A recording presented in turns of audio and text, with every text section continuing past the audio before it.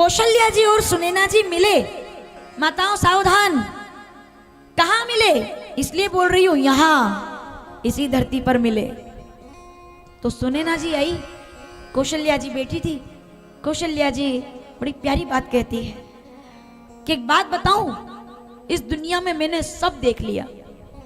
इस दुनिया में सब बात संभव हो सकती है। आसमान से अंगारे बरस सकते हैं,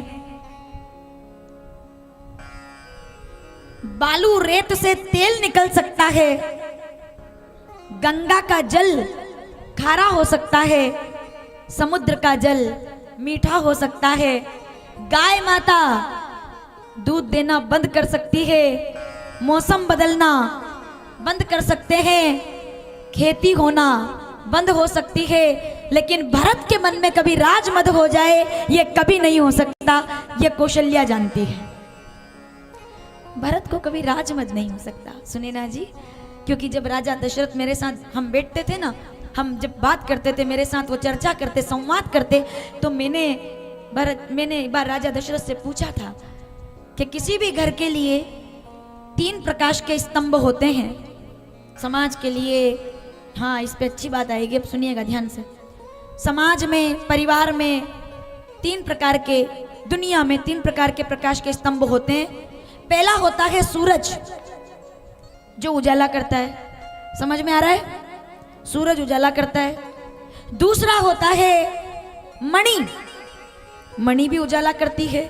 और तीसरा होता है, जो मैं भूल गई, पर माताओं को उसका नाम याद है। तीसरा स्तंभ कौन सा है प्रकाश का? सूरज उजाला करता है।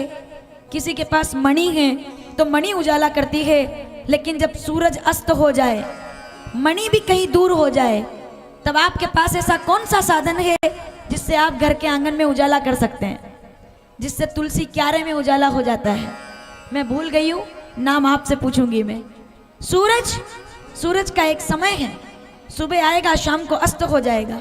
मणि, मणि का एक स्थान है, सबको नहीं मिलती, लेकिन ये जो तीसरा स्तंभ है ना, ये तो घर घर में रहता है, ये तो मंदिर मंदिर में रहता है, ये तो हर तुलसी क्यारे में रहता है। हे मिट्टी का, आप याद करेंगे? हे मिट्टी का, लेकिन इतना उजाला कर देता है कि उसके उजाले से पूरा रास्ता नजर नहीं आता, पर अगला कदम गड्ढे में ना गिरे, इसके लिए उसका हथेली में होना बहुत जरूरी है, ताकि वो हमको गिरने ना दे। क्या प्यारी चौपाई है ये। अयोध्या के परिवार के 3 प्रकाश के स्तंभ हैं। पहला सूरज, सूर्य कौन है अयोध्या के परिवार का? तब मुस्काई भानुकुल भानु। कौशल्या जी कहती है कि जब घर में उजाला हो तो सब आते हैं, लेकिन जब अंधकार छा जाए, सूरज डूब सकता है, सूरज में प्रकाश है पर सूरज को डूबना पड़ता है। तो अयोध्या परिवार का सूरज और कोई नहीं, राजा दशरथ अयोध्या के सूरज है। अयोध्या में प्रकाश के 3 कारण हैं। एक सूरज, राजा दशरथ। क्यों? बिना प्रमाण के थोड़ी, जो उगा है उसको डूबना पड़ेगा, और जो डूबता है यानी कि जो आया है वो जाएगा। तो राजा दशरथ जब चले गए, कौशल्या जी कहती है, तो मेरे घर में अंधेरा हो गया। दूसरा स्तंभ होता है मणि। अब जल्दी से बताइए, जितने लोग बैठे हुए हैं, अयोध्या के परिवार की मणि कौन है? जितने लोग यहाँ बैठे हैं सबको लगभग पता है। रामचरितमानस बालकांड 21वां दोहा मैं शुरू करूंगी, आप पूरा करेंगे। राम नाम मणि दीप धरु, जीह देहरी द्वार, तुलसी भीतर बाहरे, जो चाहो उजियार। राजा दशरथ अयोध्या के परिवार का सूरज है। राम अयोध्या के परिवार की मणि है। मणि, राम मणि क्यों है? क्योंकि सबको नहीं मिलते, खो गए तो खो गए, चले गए तो प्रकाश चला गया। समझ में आ रहा है? अब तीसरे पे आते हैं।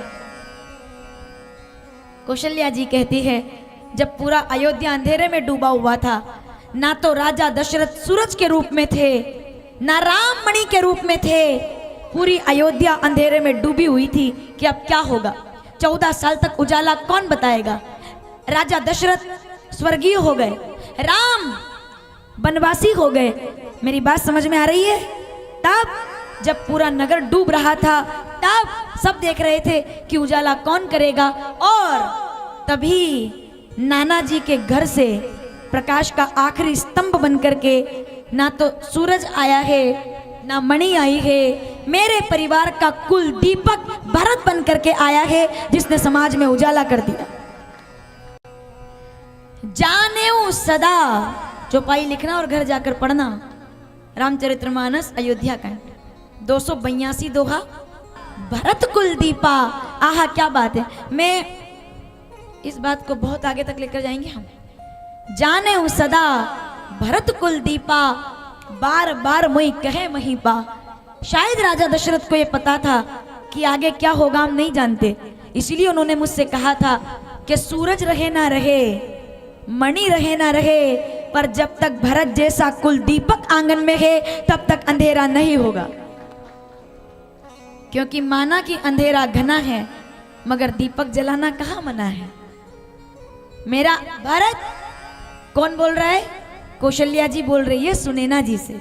मेरा भरत राष्ट्र का, जगत का, परिवार का, घर का, गांव का, पीढ़ियों का कुल दीपक है, जिसने लोगों में उजाला कर दिया। ऐसे भारत को हम प्रणाम करते हैं जिन्होंने चित्रकूट की सत्ता स्थापित कर दी।